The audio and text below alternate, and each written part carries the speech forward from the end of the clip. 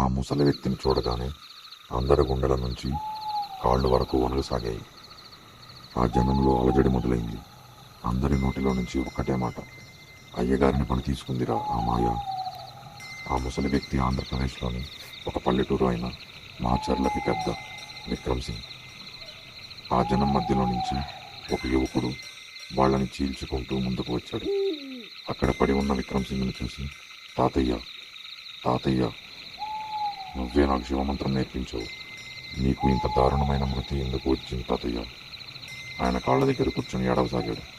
ఆ కుర్రవాడి పేరు రుద్ర. అతను విక్రమ్ సింగ్ మనవాడు. కాసేపటికి వాళ్ళ ఇంటి పెద్దలు, బంధువులు అక్కడికి వచ్చారు. ఏవైనా పశ్చాత్తాప కన్నీళ్లు. కొందరు భయంతో, మరికొందరు పశ్చాత్తాపంతో నిలబడి చూశారు. ఇక్కడే ఉండనివ్వలేం, ఇంటికి తీసుకువెళ్ళాలి, అంతిమ సంస్కారాల కోసం సిద్ధమవ్వాలి అన్నారు ఒకరు. ఒక్కసారిగా ఓ జీప్ సైరన్ మోగుతూ అక్కడికి వచ్చింది. మబ్బుల్లో నుంచి మిలమిలా మెరుస్తున్న హెడ్లైట్స్ మౌనాన్ని చీల్చుకుంటూ ఓ అధికారి కారులో నుంచి దిగింది. ఆమె పేరు సబ్ ఇన్స్పెక్టర్ జెరీనా. ఎవరూ శవాన్ని తాకకూడదు. ఇది సహజమైన మరణం కాదు, ఇది హత్యలా ఉంది. దీని మీద విచారణ జరగాలి. పోలీసు అధికారి శవాన్ని పరిశీలిస్తుండగా అప్పుడే జనం మధ్యలో నుంచి ముందుకు వచ్చాడు. అతని శబ్దం వణుకుతూ నిండి ఉంది, కానీ మాటల్లో నిస్సహాయత స్పష్టంగా కనిపించింది. మేడం, ఆయన్ని ఎవరో చంపలేదు, మాయ చంపింది. అతని మాట విన్న ఊరంతా ఒక్కసారిగా ఆయన వైపు చూశారు. మాయా ఎవరు? ఆమె ఎక్కడ ఉంటుంది అని అడిగింది జెరీనా. మేడం, మాయా అంటే దెయ్యం. అదే మా అయ్యగారిని చంపేసింది. జెరీనాకు కోపం కంటే ఆశ్చర్యం ఎక్కువ వచ్చింది. అప్పుడు అతనితో, నువ్వు సినిమాలు ఎక్కువగా చూస్తావనుకుంటా. ఈ శవాన్ని చూడు, గొంతు విరగడం, కళ్ళు బయటికి రావటం, వీటికి ఏదైనా మానవాస్తం కావాల్సిందే. అప్పుడు ఆ వ్యక్తి వణుకుతూ అన్నాడు, మేడం, ఇలానే ఇక్కడ ఇంకొక ముగ్గురు చనిపోయారు అని అన్నాడు. వెంటనే జెరీనా అతని పక్కనే ఉన్న కానిస్టేబుల్ శ్యామ్ని పిలిచి అడిగింది, అవును మేడం, మీరు ఇక్కడికి కొత్తగా వచ్చారు కదా, మీకు ఇదంతా కొత్త, ఇక్కడ ఇలాంటివి జరుగుతూనే ఉంటాయి అన్నాడు. ఆ సమాధానం ఏమిటి? జెరీనా కోపంతో, శ్యామ్, నువ్వు కూడా వీళ్ళతో కలిసి ఏంటి ఇది? నువ్వు చదువుకున్నావు కదా, ఈ రోజుల్లో కూడా ఇంకా దెయ్యాలు ఏంటి? కానీ ఇప్పుడు శవాన్ని పోస్ట్ మార్టం కొరకు తీసుకువెళ్తాము. నిజమెంతో ఆ మాయంతో చూస్తే తెలిసిపోతుంది. ఒకవేళ దీని వెనక దెయ్యం ఉన్న దానికి కూడా శిక్ష పడేలా చూస్తాను అని తన వెహికల్లో ఎక్కి వెళ్ళిపోయింది. ఆమె వెళ్ళిపోయాక అందులో ఒకడు, నీకు భయం అంటే తెలియదు, కానీ ఆ మాయకి నీవెవరో తెలియదు అని అన్నాడు.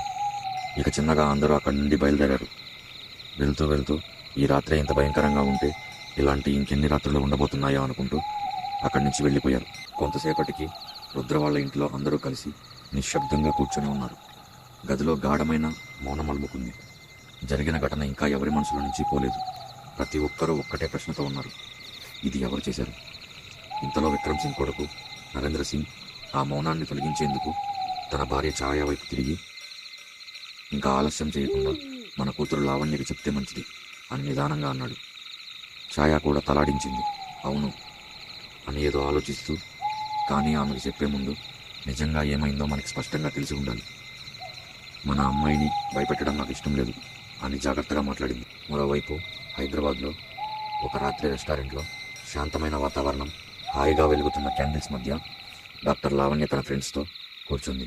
అందులో IPS officer Raghu, photographer Shreya మరియు ప్రొఫెసర్ మనోహర్ శర్మ వీళ్ళతో కలిసి సరదాగా సమయం గడుపుతుంది. గ్లాసుల శబ్దం, కంఠస్వరాల్లో నవ్వులు, గత జ్ఞాపకాలు. ఆ తలుపుల మధ్య లావణ్య కొద్దిగా రిలాక్స్ అయింది. అందరూ నవ్వుతుండగా లావణ్య మొబైల్ మోగింది. అది తన తండ్రి నరేంద్ర సింగ్ నుండి వచ్చింది. వెంటనే తన కాల్ లిఫ్ట్ చేసి, హలో నాన్న, చెప్పండి అని ఉంది. కానీ అవతల వైపు నరేంద్ర సింగ్ స్వరం గంభీరంగా మరియు దిగాలుగా ఉంది. లావణ్య, వెంటనే ఊరికి రా, మీ తాతగారు కన్ను మూశారు అని అన్నాడు. ఆ మాట వినగానే లావణ్య చెవులు పగిలినట్టు అనిపించింది. శబ్దం లేకుండానే పవర్ఫుల్గా ఉన్న రెస్టారెంట్ ఒక్కసారిగా మాయమైనట్టు కాల్ కట్ అయింది.